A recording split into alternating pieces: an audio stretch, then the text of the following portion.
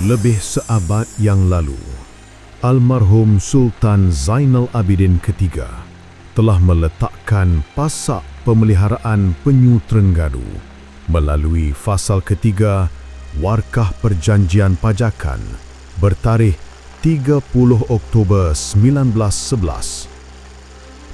Pihak yang kedua tiada boleh menegah dan tiada boleh mengambil barang-barang yang naik dari laut di atas tanah yang tersebut, iaitu seperti ibu penyu dan telurnya.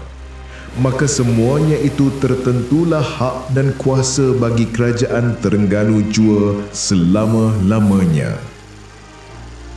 Ia bukan sekadar warkah perjanjian pajakan. Ia adalah titah amanah leluhur silam. Amanah untuk dijaga dan digenggam. Hari ini, lautan kita sedang merintih. Penyu menangis menjauh dari pesisir. Khazanah alam marin kini tersisih.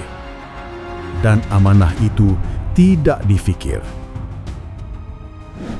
Sejak 1984, Universiti Malaysia Terengganu meneroka khazanah ilmu dan berikhtiar tanpa jemu demi menyelamatkan warisan hidupan laut penyu Terengganu.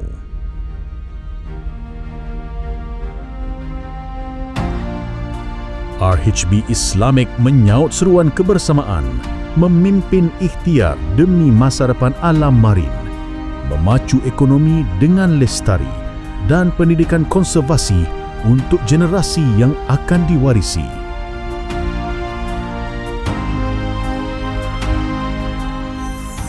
Kalam Tuhan wajib ditaat. Haiwan di bumi bukan sekadar makhluk, tetapi mereka juga umat seperti kita. Dan tidak seekor pun binatang yang melata di bumi, dan tidak seekor pun burung yang terbang dengan kedua sayapnya, melainkan mereka umat-umat seperti kamu.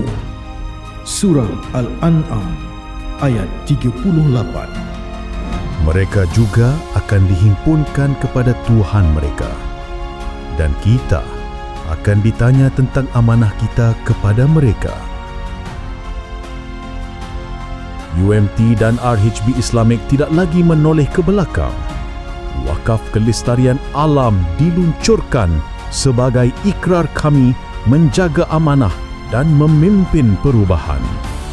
RHB Suku Dana Hafiz, ikhtiar ulung dan pertama di dunia dalam menjana aset demi merawat hidupan alam marin yang kini menangis dan merayu untuk diselamatkan. Wakaf Kelestarian Alam Konservasi Penyu Terengganu adalah cerminan unggul kemapanan kewangan Islam dan keseimbangan alam ciptaan Tuhan.